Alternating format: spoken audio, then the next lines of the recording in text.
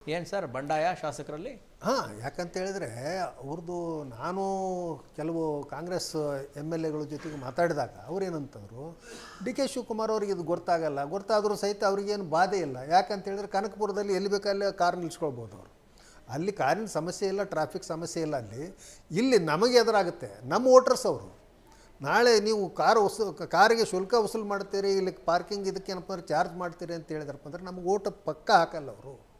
ಇಡೀ ಒಂದು ಒಪಿನಿಯನ್ನ ಕ್ರಿಯೇಟ್ ಆಗೋಗ್ಬಿಡ್ತದೆ ಅಂತಕ್ಕಂಥ ಒಂದು ಭಾವನೆ ಈ ಬೆಂಗಳೂರು ನಗರ ಕ್ಷೇತ್ರಗಳ ಒಂದು MLAಗಳಲ್ಲಿ ಉಂಟಾಗಿದೆ. ಅಂದರೆ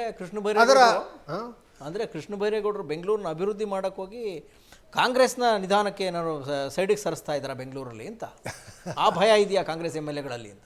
ಇಲ್ಲ, ಅದೂ ಈಗ ನೋಡಿ, ಈಗ ಸ್ಟೇ ಆಯಿತು, ಸ್ಟೇ ಇವ್ರು ಕ್ಯಾನ್ಸಲ್ ಮಾಡಿಸ್ಲಿಲ್ಲಲ್ರಿ.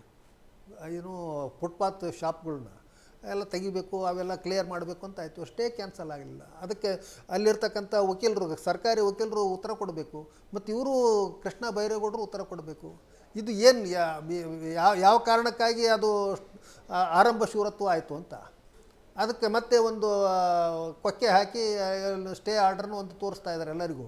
ಅಲ್ಲ, ಇದರಲ್ಲಿ ತಪ್ಪೇನಿದೆ ಸರ್? ಈಗ ನಾನು ಹೇಳೋದು, ಈ ರಾಮಲಿಂಗಾರೆಡ್ಡಿಯವರು ಬೆಂಗಳೂರು ಮೂಲ ಶಾಸಕರುಗಳು, ಬೆಂಗಳೂರಿನ ಶಾಸಕರು ಸಹಜವಾಗಿ ಏನಾಗುತ್ತೆ ಅಂದರೆ ನಮ್ಮ ಮತದಾರರಿಗೆ ತೊಂದರೆ ಆಗುತ್ತೆ ಅಂತ. ಆದರೆ ಬೆಂಗಳೂರು ಕ್ಲೀನ್ ಆಗಬೇಕಾದ್ದು ಅವ್ರ ಏನು ಎಲ್ಲರ ಕರ್ತವ್ಯ ಅಲ್ವಾ?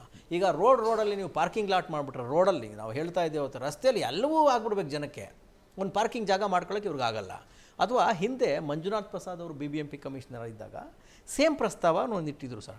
ಎಲ್ಲೆಲ್ಲಿ ಖಾಲಿ ಜಾಗ ಇದೆಯೋ ಅದನ್ನು ಹುಡುಕಿ ಅಲ್ಲಿ ಏನೋ ಗಲ್ಲಿಗೆ ಒಂದೊಂದು ಪಾರ್ಕಿಂಗ್ ಜಾಗ ಮಾಡ್ತೀವಿ, ಅಲ್ಲಿ ತಗೊಂಡೋಗಿ ನಿಲ್ಲಿಸ್ಕೊಳ್ಳಿ, ಮಿನಿಮಮ್ ಫೀಸ್ ಕೊಟ್ಟು ನಿಲ್ಲಿಸ್ಕೊಳ್ಳಿ. ಅದು ಸರಿ ಅಂತ ಅನ್ಸಲ್ವಾ ಸರ್? ಬೆಂಗಳೂರು ಹಿಂಗೆ ಏನು ಗೊತ್ತಾ, ಇವರ ಯಾರ್ದೋ ಓಟ್ಗೋಸ್ಕರ, ಓಟ್ ಪಾಲಿಟಿಕ್ಸ್ಗೋಸ್ಕರ ಬೆಂಗಳೂರು ಏನೋ ನರಕ ಆಗ್ಬಿಡ್ಬೇಕಾ ಅಂತ? ಇಲ್ಲ, ಕರೆಕ್ಟ್ ಇದೆ ನೀವು ಹೇಳೋದು. ಯಾಕಂತ ಹೇಳಿದ್ರೆ ಮಲ್ಟಿ ಸ್ಟೋರೇಡ್ ಪಾರ್ಕಿಂಗ್ ಮಾಡ್ಬೋದು, ಮಾಡಿ ಒಂದೊಂದು ಏರಿಯಾಕ್ಕೆ. ಇದನ್ನು ಏನಂತ ಹೇಳಿದ್ರೆ ಒಂದು ಹೈಕೋರ್ಟ್ ಒಂದು ತೀರ್ಪು ಕೊಟ್ಟಿತ್ತು, ಈ ತ್ಯಾಜ್ಯವನ್ನು ಏನಂತ ಹೇಳಿದ್ರಪ್ಪ ಅಂದರೆ ಸೆಂಟ್ರಲೈಸ್ ಮಾಡಬೇಡಿ, ಆಯಾ ಏರಿಯಾದ ತ್ಯಾಜ್ಯ ಅಲ್ಲೇ ಅವ್ರಿಗೆ ಏನಪ್ಪ ಅಂದ್ರೆ ಜವಾಬ್ದಾರಿ ವಹಿಸಿರಿ, ಎಲ್ಲಿ ಮಾಡಬೇಕು ಏನು ಮಾಡಬೇಕು ಅಂತಕ್ಕಂಥದ್ದು ತ್ಯಾಜ್ಯ ನಿರ್ವಹಣೆ. ಈಗ ಒಂದೊಂದು ಕ್ರಾಸಲ್ಲಿ ಸರ್ ಹಾಗೇನೆ ಇದನ್ನು ಸಹಿತ ಒಂದು ಮಲ್ಟಿ ಸ್ಟೋರಿಡ್ ಮಾಡ್ಕೊತ ಹೋಗ್ಬೋದು. ಬೇರೆ ಮಲ್ಟಿ ಸ್ಟೋರಿಡ್ ಮಾಡದೇ ಇದ್ರು ಸರ್, ಈಗ ನಿಮ್ಮ ಮನೆ ಏರಿಯಾದಲ್ಲಿ ಸರ್ ಒಂದು ಗಲ್ಲಿಲಿ 2 ಸೈಟ್ ಖಾಲಿ ಇರುತ್ತೆ, ಆ ಖಾಲಿ ಸೈಟ್ದಾರರಿಗೆ ದುಡ್ಡು ಕೊಡಿ. ಈಗ ಅದೇ ಮಾಡಕ್ಕೆ ಕೊಟ್ಟಿರೋದಲ್ವ ಅವರೆಲ್ಲರೂ, ಅಲ್ಲಿ ಅವ್ರಿಗೆ ದುಡ್ಡು ಕೊಟ್ಟು ಆ ಜಾಗನ ಪಾರ್ಕಿಂಗ್ ರಿಸರ್ವ್ ಮಾಡಿ, ಅಲ್ಲಿ ಯಾರೊಬ್ರು ಕಾಂಟ್ರಾಕ್ಟರ್ ಕೊಡಿ. ಈಗ ದೌರ್ಜನ್ಯ ಬಿಡಿ, ಮನೆಗೆ ಹೋಗ್ತೀವಿ, ಅಲ್ಲಿ ಟೋಲ್ ಮಾಡ್ಕೊಂಡು ಹೋಗ್ತೀವಿ, ಯಾರೋ ಪ್ರೈವೇಟ್ನವ್ರು ಕೊಟ್ಟು ಲಾಠಿ ಚಾರ್ಜ್ ಮಾಡಿಸ್ತೀವಿ. ಕೃಷ್ಣ ಬೈರೇಗೌಡರದ್ದು ಅಲ್ಲೇ ಎಡಬೇಡ. ಈಗೇನು ಇಡೀ ಪೂರ್ತಿ ಚಿನ್ನ ಮೂಗು ಮಾತ್ರ ಬೆಳ್ಳಿ ಅಂತಾರಲ್ಲ, ಆ ಥರ ಕೃಷ್ಣ ಬೈರೇಗೌಡರದು. ಅವ್ರು ಒಳ್ಳೇದೇ ಮಾಡೋಕ್ಕೆ ಹೋಗ್ತಾ ಇದ್ದಾರೆ, ಅವ್ರ ಟೋನ್ ಇದೆಯಲ್ಲ ಅದು ಜನಕ್ಕೆ ಒಂಥರ ಇರಿಟೇಷನ್ ಆಗ್ತಾ ಇದೆ, ಆಫೀಸರ್ಸ್ಗಳಿಗೆ ಒಂಥರ ಇರಿಟೇಷನ್ ಆಗ್ತಾ ಇದೆ ಅವ್ರದ್ದು. ಹೌದು, ಕನ್ವಿನ್ಸ್ ಮಾಡಿ, ನೀವು ಮಾಡ್ತಾ ಇರೋದು ಸರಿ ಇದೆ. ನೀವು ಕನ್ವಿನ್ಸ್ ಮಾಡದೇ ಇದ್ರೆ ನಿಮ್ಮ ಕ್ಯಾಬಿನೆಟ್ ಸಚಿವರಿಗೆ ಸಂಘಟಕರಿಗೆ ಕನ್ವಿನ್ಸ್ ಮಾಡೋಕ್ಕಾಗಲ್ಲ. ನಿಮಗೆ ಕನ್ವಿನ್ಸ್ ಮಾಡಬೇಕು. ಒಂದು ಯಾವುದೇ ಒಂದು ರೂಲ್ಸ್ ತಂದರೆ ಅದು ಪ್ರಾಕ್ಟಿಕಲ್ ಇರಬೇಕು. ಹೌದು. ಆ ಪ್ರಾಕ್ಟಿಕಬಿಲಿಟಿನ ಏನಪ್ಪ ಅಂದ್ರೆ ವಿಚಾರ ಮಾಡಿ ಅದನ್ನ ಯಾವ ರೀತಿ ಅನುಷ್ಠಾನಗೊಳಿಸಬೇಕು ಅಂತಕ್ಕಂಥದ್ದು. ಈವನ್ ಸುಪ್ರೀಂ ಕೋರ್ಟ್ ಸಹಿತ ಒಂದು ಸರ್ತಿ ಹೇಳ್ತು, ಯಾವುದೇ ಒಂದು ಕಾನೂನು ಮಾಡಬೇಕಾಯ್ತಂದ್ರೆ ಅದು ಸಮಾಜದಲ್ಲಿ ಜಾರಿಯಾಗುವಂತಿರಬೇಕು. ಜಾರಿ ಆಗದೇ ಇರತಕ್ಕಂಥ ಕಾನೂನು ಮಾಡಿದ್ರೆ ಅದು ಉಪಯೋಗನೇ ಇಲ್ಲ ಅಂತ ಹೇಳಿ. ಹಾಗೇನೆ ಇದನ್ನು ಸಹಿತ ಇವತ್ತು ನೀವು ಅವರೆಲ್ಲ ತೊಗೊಂಡು ರಾತ್ರಿ ಎಲ್ಲಿ ಹೋಗ್ಬೇಕು? ಅವರೆಲ್ಲ ಇವನ್ನ ಕಾರ್ಗಳನ್ನು ತೊಗೊಂಡು, ಹೌದಾ, 20-30 ಎಲ್ಲಿ ಕಟ್ಕೊಂಡಿರ್ತಾರೆ, 30-40 ಎಲ್ಲಿ ಕಟ್ಕೊಂಡಿರ್ತಾರೆ. ಆದರೆ ಅದರೊಳಗಡೆನೇ ಏನಂತಂದ್ರೆ ನೀವು ಹೇಳ್ದಂಗೆ ಎಲ್ಲಿ ಬೇಕಾದಷ್ಟು ಸರ್ಕಾರಿ ಜಮೀನುಗಳು, ಕಾರ್ಪೊರೇಷನ್ ಜಮೀನುಗಳಿದ್ದಾವೆ. ಕಾರ್ಪೊರೇಷನ್ದು ಸಿಕ್ಕಾಪಟ್ಟೆ 90 ಇಯರ್ಸ್ ಏನಂತ ಇದ್ರಪ್ಪ ಅಂದ್ರೆ ಇದನ್ನು ಕೊಟ್ಬಿಟ್ಟಿದ್ದಾರೆ, ಅದಕ್ಕೆಲ್ಲ ಎಲ್ಲ ಡೀಲಿಂಗ್ ಆಗಿದ್ದಾವೆ. ಅವನ್ನ ಲೀಸ್ಗಳು ಕ್ಯಾನ್ಸಲ್ ಮಾಡಬೇಕು, ಅಲ್ಲಿ ಹಿಡ್ಕೋಬೇಕು. ಮಾಡ್ಬೋದು, ಬೇಕಾದಷ್ಟು ಮಾಡ್ಬೋದು. ಆದರೆ ಇವ್ರಿಗೆ ಏನು ಮಾಡಬೇಕು ಮಾಡ್ತಾ ಇಲ್ಲ. ಬೆಂಗಳೂರು MLAಗಳು CM ಮೇಲೆ ರೋಚಿಗೇಳೋದು, ಮಿನಿಸ್ಟ್ರಿ ಮೇಲೆ ರೋಚಿಗೇಳೋದು, ಅವರಿಗೆ ತಕ್ಷಣಕ್ಕೆ ಅನ್ಸೋದು ಅಷ್ಟೇ. ಹೌದು, ಶಾಸಕರಿಗೆ ನಮ್ಮ ವೋಟರ್ಸಿಗೆ ಇದು ಬಾಧೆ ಅಲ್ಲಪ್ಪ ಅಂತೇಳಿ. ಆದರೆ ಅವರೆಲ್ಲರ ಒಂದು ಪ್ರತಿನಿಧಿಯಂತೆ ಇವರು ಪತ್ರ ಬರೆದುಬಿಟ್ಟಿದ್ದಾರೆ ರಾಮಲಿಂಗಾರೆಡ್ಡಿ ಅವರು. ಯಾಕೆಂತ ಹೇಳಿದ್ರೆ 2-3 ಕ್ಷೇತ್ರದಲ್ಲಿ ಅವರು ಹಿಡ್ತಾ ಇದೆ ರಾಮಲಿಂಗಾರೆಡ್ಡಿ ಅವರಿಗೆ. ಆ ಭಾಗದಲ್ಲಿ ಬೆಂಗಳೂರು ದಕ್ಷಿಣದಲ್ಲಿ ಅವನಂತಂದ್ರೆ ಅವರು ತುಂಬ ಪ್ರಭಾವಿ ನಾಯಕರು. ಹಾಗಾಗಿ ಅವರು ಪತ್ರ ಬರೆದಿರೋದು ಅಂತಕ್ಕಂಥದ್ದು ಸಹಜ. DK ಅವರು ಕೃಷ್ಣ ಬೈರೇಗೌಡರು ಇಬ್ಬರೂ ಸೇರಿ MLAಗಳ ಮೀಟಿಂಗ್ ಇವತ್ತು ಕರೆದ್ರಲ್ಲ, ಇದನ್ನು ಕನ್ವಿನ್ಸ್ ಮಾಡಬೇಕಿತ್ತು, ಇದನ್ನು ಹೇಳಬೇಕಿತ್ತು ಅವರು. ಬೆಂಗಳೂರು MLAಗಳ ಸಪ್ರೇಟ್ ಮೀಟಿಂಗ್ ಕರೆದು, ಇಲ್ಲಪ್ಪ ಬೆಂಗಳೂರು ಕ್ಲೀನ್ ಮಾಡಬೇಕು ನಾವು. ಬೆಂಗಳೂರು ನೋಡಿ, ಆಫೀಸರ್ಗಳಿಗೆ ಜವಾಬ್ದಾರಿ ಕೊಡಲಿ ಬಿಡಿ ಸರ್, ಹೋಗಲಿ. ಈಗ ಪಾರ್ಕಿಂಗು ಮಸ್ಟ್ ಮಾಡಿದ್ದಾರೆ, ಮತ್ತು ಕಟ್ಟಕ್ಕೆ ಹೆಂಗೆ ಬಿಟ್ರು ಅವರು?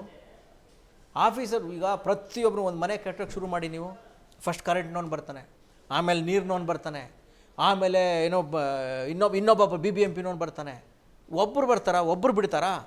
ಎಲ್ಲ ಇಲಾಖೆ ಅಧಿಕಾರಿಗಳಿಗೆ ನೀವು ಅವ್ರಿಗೆ ಪ್ರಸಾದ ನೈವೇದ್ಯ ಕೊಡಲೇಬೇಕಲ್ಲಿ, ಪ್ರಸಾದ ಕೊಡಲೇಬೇಕು. ಎಲ್ಲ ನೋಡೇ ಮಾಡ್ತಾರೆ ಅವರು. ಒಂದು 10 ಇಟ್ಕೆ ಹಾಕಿ ನಿಮ್ಮ ಮನೆ ಮುಂದೆ ಬೆಳಗ್ಗೆ ಬಂದು ಅದು ಫೋಟೋ ತೆಗೆದು ಏನಿದು ಎನ್ಕ್ವೈರಿ ಮಾಡಿ ಎಲ್ಲ ನೋಡ್ಕೊಂಡೇ ಹೋಗೋದವರು. ಇವ್ರಿಗೇನು ಗೊತ್ತಿಲ್ಲದೆ ಯಾವುದೂ ಆಗಿಲ್ಲಲ್ಲ. ಮತ್ತು ಮನೆ ಕಟ್ಟಕ್ಕೆ ಹೆಂಗೆ ಬಿಟ್ಟರು? ಆ ಏರಿಯಾದ ಇಂಜಿನಿಯರ್ನ ಇದು ಫಿಕ್ಸ್ ಮಾಡಿ, ಅದು ಜವಾಬ್ದಾರಿ ಕೊಡಿ. ಅಲ್ಲ, ಅದಕ್ಕೆ ಅದನ್ನು ಹೇಳಿದ್ದಾರೆ ಈಗ. ಏನಂದರೆ ಆಲ್ರೆಡಿ ಮೊದಲು ಏನು ನಕಾಶೆ ಕೊಟ್ಟಿದ್ರಿ, ಆ ಪ್ಲ್ಯಾನ್ ಅಪ್ರೂವಲ್ ಮಾಡಿದ್ರಿ, ಅವ್ನು ಬಿಟ್ಬಿಡಿ, ಹೊಸದಾಗಿ ಏನು ಪ್ಲ್ಯಾನ್ ಮಾಡ್ತಿರಲ್ಲ ಅದಕ್ಕೆ ಕೊಡಿ ಅಂತ ಹೇಳ್ತಾ ಇದ್ದಾರೆ. ಅದಕ್ಕೆ ಒಂದು ಪಾರ್ಕಿಂಗ್ ಒಂದು ವ್ಯವಸ್ಥೆ ಮಾಡಿಕೊಟ್ಟು ಅದರಲ್ಲಿ ನಕ್ಷೆಯಲ್ಲಿ ಅದು ಬರಬೇಕು ಅಂತಕ್ಕಂಥದ್ದು, ಅದು ಸರಿಯಾಗಿದೆ. ಬೆಂಗಳೂರನ್ನ ಕ್ಲೀನ್ ಮಾಡಬೇಕು ಅಂತ ಕೃಷ್ಣ ಬೈರೇಗೌಡರು ಹೊರಟಿರೋದು ಇದೆಯಲ್ಲ, ಅತ್ಯಂತ ಸೂಕ್ತವಾಗಿದೆ. ಮುಖ್ಯಮಂತ್ರಿಗಳು ಇದಕ್ಕೆ ಬೆಂಗಾವಲಾಗಿ ನಿಂತ್ಕೋಬೇಕು. ಜೊತೆಗೆ ಸೀನಿಯರ್ ಮಿನಿಸ್ಟ್ರಿಗಳು ಒಂದು ಸ್ವಲ್ಪ ಪೇಷನ್ಸ್ ತೋರ್ಬೇಕು. ನೀವು ಯಾರೋ ಪ್ರೋಗ್ರೆಸಿವ್ ಯಾರೋ ಕೆಲಸ ಮಾಡೋಕ್ಕೆ ಹೋಗ್ತಾ ಇದ್ದಾರೆ ಅಂದರೆ ಅವನಿಗೆ ಕಾಲಿಗೆ ಕಲ್ಲೆಸೆಯೋದಲ್ಲ, ಅವನ ಕಡೆ ಕಲ್ಲೆಸೆಯೋದನ್ನು ಬಿಡಬೇಕು. ಬೆಂಗಳೂರು ಕ್ಲೀನ್ ಆಗಬೇಕು, ಬೆಂಗಳೂರು ಡಿಸಿಪ್ಲಿನ್ ಆಗಬೇಕು. ಬೆಂಗಳೂರಿನ ಜನ ಬಂದು ನೋಡಿದ್ರೆ ಏನಪ್ಪ ಇದು ನರಕ ಅಂತ. ಮೊನ್ನೆ ನಾನು ಎಲ್ಲೋ ಬೇರೆ ಸಿಟಿಗೆ ಹೋಗಿದ್ದೆ, ಚೆನ್ನೈಗೆ ಹೋಗಿದ್ದೆ. ಇಲ್ಲೇ ಒಬ್ಬ ಆಟೋ ಡ್ರೈವರ್ ಹೇಳ್ತಾ ಇದ್ದ, ಏನು ಸರ್ ಬೆಂಗಳೂರನ್ನ ಇಷ್ಟು ಹಾಳು ಮಾಡಿಬಿಟ್ಟಿದ್ದೀರಾ ನೀವು ಅಂದ.